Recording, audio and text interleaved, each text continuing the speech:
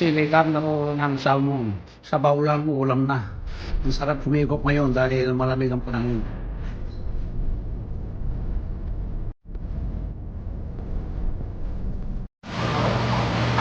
Salmon.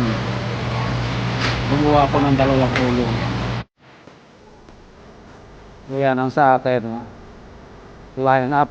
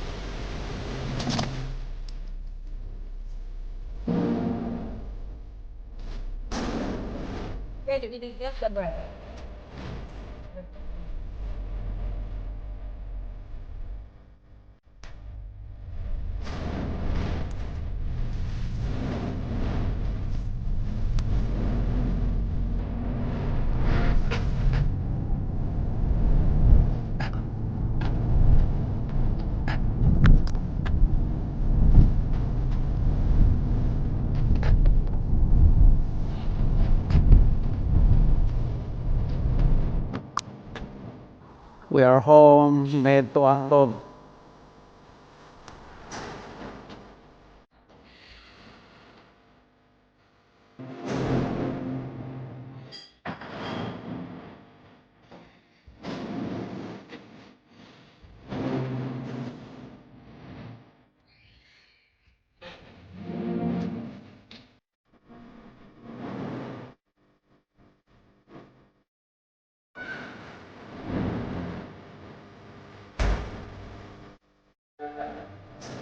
Sinigang na ulo ng salmon.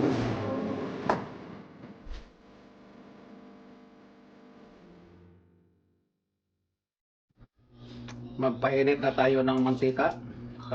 As usual, still olive oil. Ito pala ang aking pampaasim. Sinigang na sampalok powder. Una, ilagay muna natin yung ginger at saka lemongrass. I-fry muna natin para yung amoy niya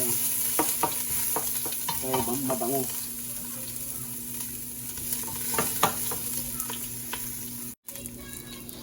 Sunod na natin ang garlic.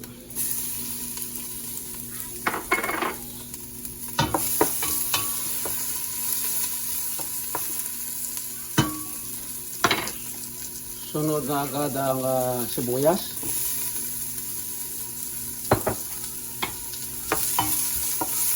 So, yan ang ating i-golden brown. Sunod na natin ang kamatis.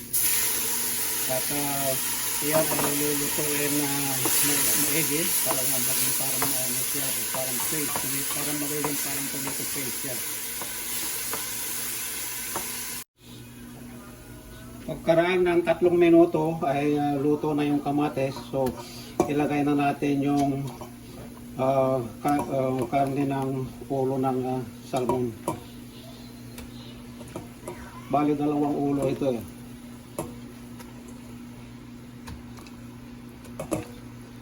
Yan.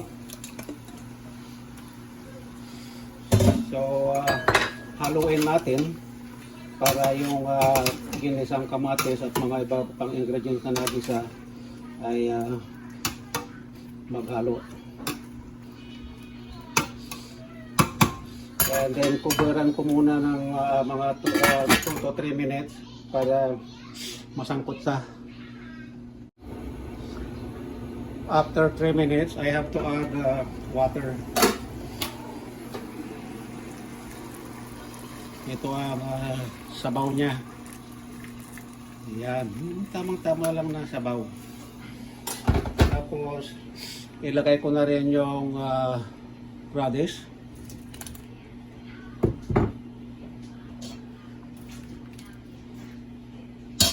And then, ilagay ko na rin yung fish sauce. Bit drops of salt.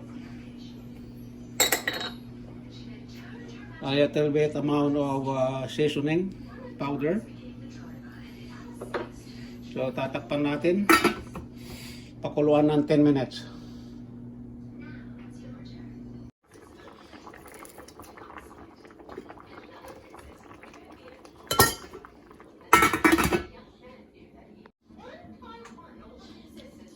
After 10 minutes, ilagay na po natin yung radish leaves.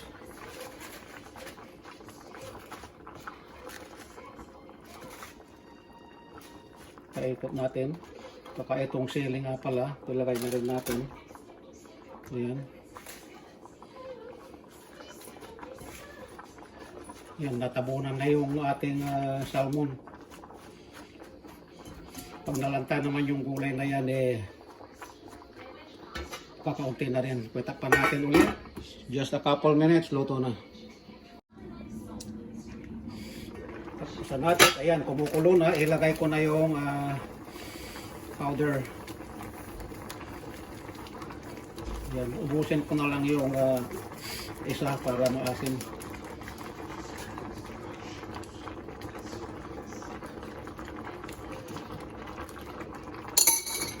Ayan po. Ang bango-bango. Ayan, luto na. So, tikman natin. Ayan o. Perfect ang asim. Medyo patakan ng konting patis. Yung fish sauce, crab sauce. That's it, luto na. Kung nag-enjoy kayo nanood sa aking pagluluto ng sinigang na ulo ng salmon, ay huwag kalilimutang i-like, comments, and subscribe my channel, Leonardo De Guerto, para updated kayo lagi sa susunod ko pang mga video. Maraming salamat po. Sinigang na ulo ng salmon, sabaw lang, ulam na. Ang sarap humigop ngayon dahil malamig ang panahon.